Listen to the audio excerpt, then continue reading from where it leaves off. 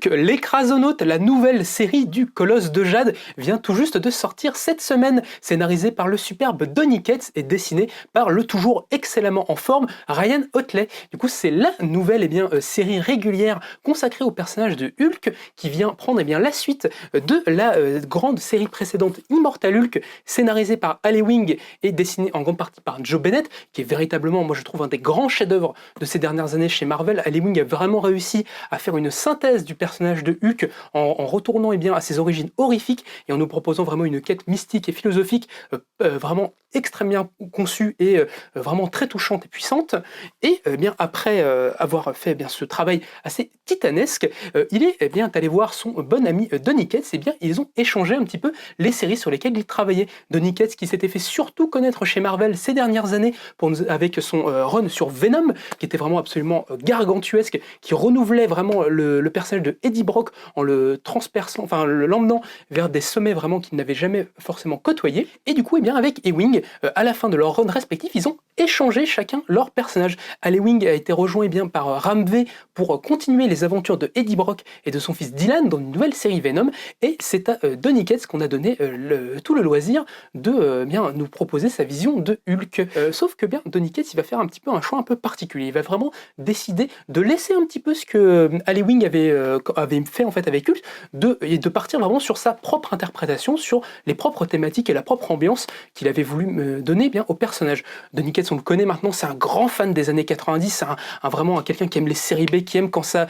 envoie du lourd, quand ça se bastonne bien, et c'est l'approche qu'il va avoir avec Hulk, qui va vraiment en faire une série de divertissement complètement défoulante, qui vraiment nous propose des scènes d'action vraiment grandiloquentes comme il sait nous le proposer. On sent que avec le dessinateur Ryan Otley, qui s'était surtout fait connaître pour son magnifique travail sur Invincible, que tous les deux ils se comprennent vraiment parfaitement, et qu'ils s'amusent vraiment à nous montrer des choses vraiment super divertissantes et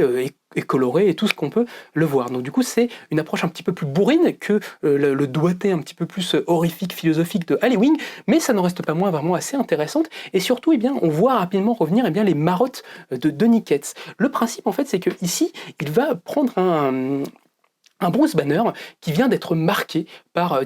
une des dernières grandes rages de Hulk. Il y a eu un drame qui s'est produit, et Bruce Banner, il en a marre. Il en a marre de Hulk, il en a marre des gens qui lui disent quoi faire, qui lui disent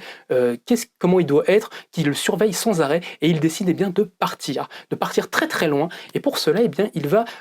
se créer une cage mentale dans laquelle il va enfermer Hulk. Il va utiliser pour ça un petit peu de la technologie de l'IM, et il va faire de Hulk son vaisseau qui va contrôler pour partir dans les étoiles, dans l'inconnu, pour vivre sa vie. Du coup, on va voir un Bruce Banner qui est presque un petit peu quelque part le méchant de l'histoire, qui est beaucoup plus expéditif, qui est beaucoup plus dur qu'à l'accoutumée, qui en a vraiment un personnage qui est au bout du rouleau, qui en a marre après tout cela, qui utilise vraiment le personnage de Hulk à ses propres fins, qui n'hésite pas presque à le torturer. Donc vraiment, c'est assez particulier. Quelque part, on aurait presque l'impression que Donny Cates rebondit sur certaines choses qu'avait pu faire Jason Aaron, par exemple, sur le personnage d'Hulk, en se questionnant si quelque part, en fait, le plus terrifiant des deux, ce n'est pas forcément le scientifique fou plutôt que la bête féroce. Donc on part un petit peu là-dessus, et puis on va voir comment ce Bruce Banner va tenter d'aller au bout de ses ambitions. Je vous dis ce qui est assez chouette, et là on voit que Donny Cates revient un petit peu sur les thématiques qu'il affectionne, c'est qu'on va avoir dans ce Hulk un jeu vraiment,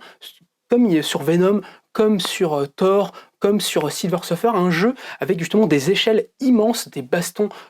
titanesques, herculéennes, et en même temps un traitement très intime du personnage de Bruce Banner, de toutes ses névroses, de toute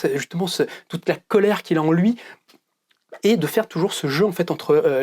l'infiniment petit de l'intime et l'immense de l'échelle d'action qui est présentée. Moi je trouve que c'est quelque chose que Donny Cates il fait constamment dans ses histoires, qu'il a fait sur Venom, qu'il fait sur Crossover, qu'il fait dans toutes ces choses-là, et je trouve que ça donne beaucoup d'âme un petit peu à cette version de Hulk qui est complètement différente de ce que Ali Wing avait pu proposer, mais qui n'en reste pas moins vraiment une proposition tout à fait intéressante et tout à fait divertissante, que moi je vous conseille plutôt, surtout si vous n'avez pas forcément lu de Hulk en en bande dessinée, c'est une très bonne manière de s'y mettre, et c'est aussi une bonne manière si vous n'avez peut-être pas forcément apprécié ce que Aliwing lui avait mis en place, vous pouvez franchement partir là-dessus, parce que Donny Cates il part dans une direction complètement différente, et il y a peut-être moyen que ça vous plaise un petit peu plus. Et également, bien, je conseille également